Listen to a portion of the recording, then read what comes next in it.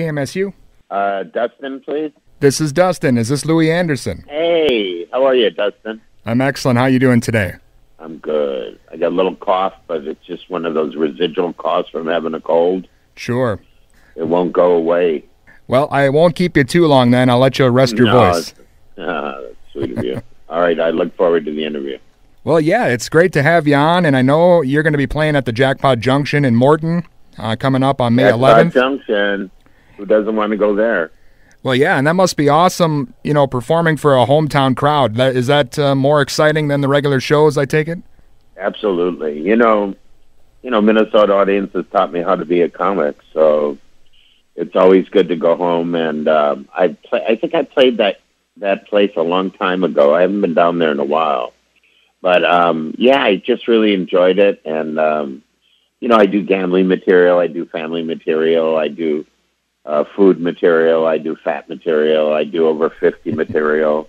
I do all the stuff that people kind of have grown up watching, my comedy. And so it's really fun. It's fun for me to do my Minnesota material, too, because, we're a strange breed, as you well know.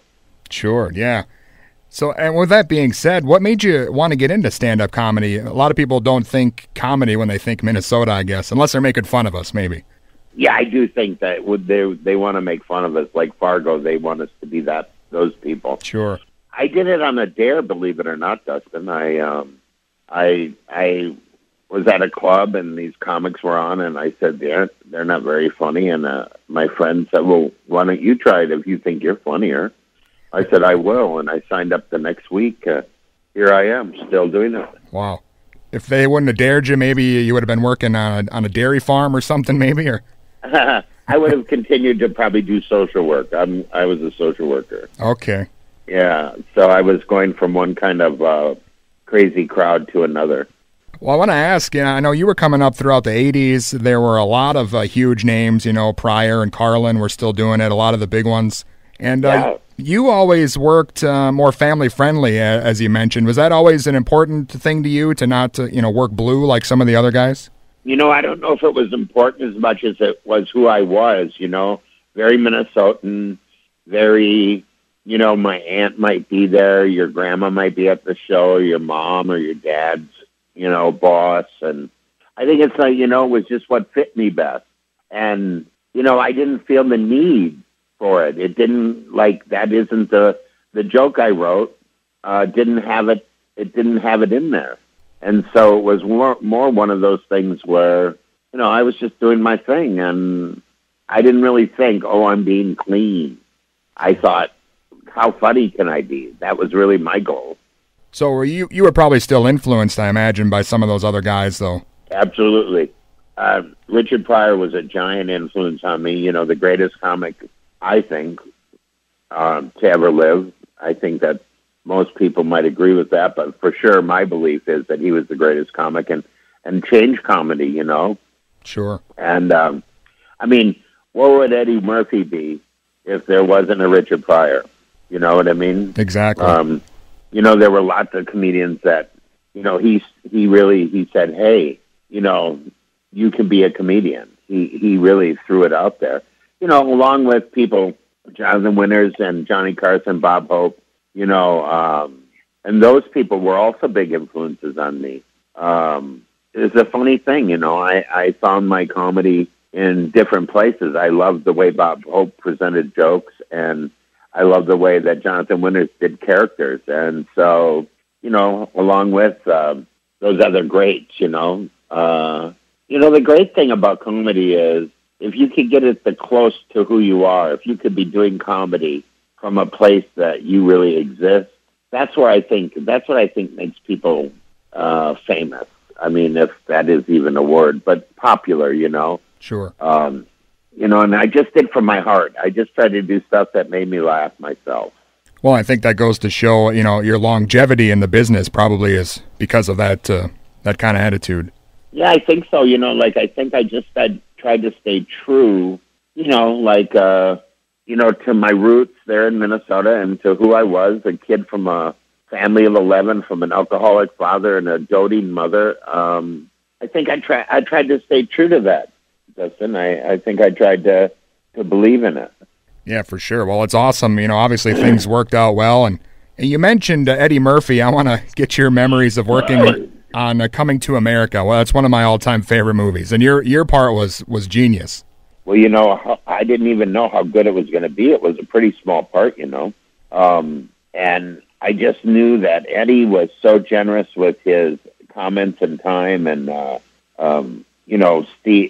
John Landis, the director, was very helpful to me. And just the atmosphere of that movie, shooting it in that McDowell's, was pure fun. I worked on it a week, but it changed my life.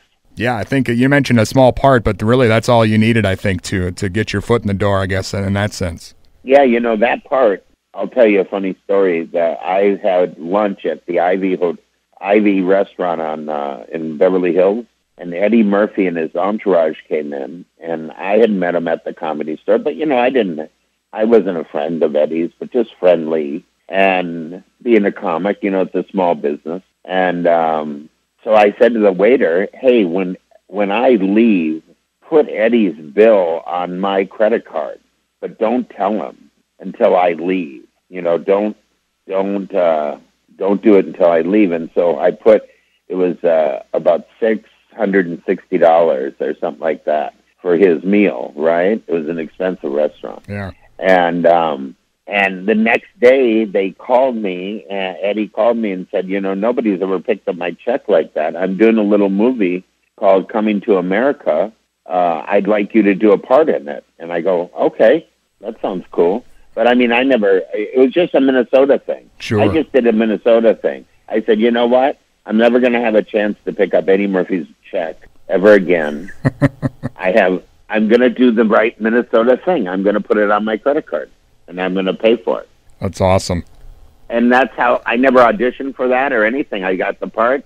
I went and had a lunch with John Landis, or dinner with John Landis, and, to see how he felt about me being in it. And that was all I had to do. Well, it's definitely, people like myself still talking about it all these years later. That's an awesome story for sure. Isn't it true that people just love it? Yeah, it's one of those movies people can just watch, probably every day, and it doesn't get old for some reason. I don't know. Yeah, and I love doing it, and I think I don't know. I think it's probably the signature movie for me. Well, I would say I would also put Life with Louie up there. That was a great cartoon. Oh yeah. Was it cool seeing yourself in cartoon form? I imagine after being in comedy. Yeah, it's funny to see that little guy and go, I guess that is me. I thought that the people who drew it really did it well. And, I think I was that kind of kid, and I had that kind of voice, and I did the dad voice too. So I really got to recreate my family and do a great thing that people seem to still enjoy to this day. Yeah, it's, I don't know if cartoons are really as good as they were back then. That was kind of the last era, I think, of cool cartoons. Maybe I'm an old guy, though, so maybe I don't know. I think what happens is whatever your era is are the cool cartoons, but I'd have to say the 90s, I think they were the last great block of cartoons. I think when you take from Power Rangers to Life with Louie, Bobby's World, The Tick, Animaniacs, come on. I thought that was a great Saturday morning. Definitely. Well, Louie, you mentioned obviously you've written several books over the years. You have your podcast. You're doing your comedy tour still, and I know you mentioned doing social work. You still do a lot of charity stuff. How do you fit all this into to your schedule? I'm really lucky. I have a pretty good schedule, and I fly a lot still, but I enjoy going this week to New Jersey to do a show with Rita Rudner, which I'm really looking forward to. New Jersey, and then next week I'm in Minnesota, and I'm really excited about that. I'm going to be in Minneapolis or New Hopkins, Minnesota, and then in Iowa. What's that city in Iowa I'm going to be in? Let me just see if I can remember that. That's what happens when you get older. You can't remember anything. Isn't that Clear Lake, Iowa? It's okay. The ballroom at the famous surf ballroom there. Sure. I'm going to be there. And then I'm going to be with you guys down at Jackpot Junction, which is one of my favorite casinos. And so I'm going to be in my home turf during nice weather. That's almost like a bonus. Yeah, it's usually why people from here leave, I guess, but it's good to catch it when it's nice for the 2 months that it is. Yeah, I agree. Mankato, that was my first college gig. Okay, awesome. Aren't you outside of Didn't you go to Mankato State? Yep, we're in Mankato here, so. Well, you know, my first college show was in Mankato, and I was terrible that night. Well, maybe you need to come back here, I think, then. I'd love to. You know, you always think you're really good at, you always think you're either better than you were or worse than you were. You know, Sure. So I try not to be so hard on myself. Sometimes, you know, people will say after a show, that was the best show.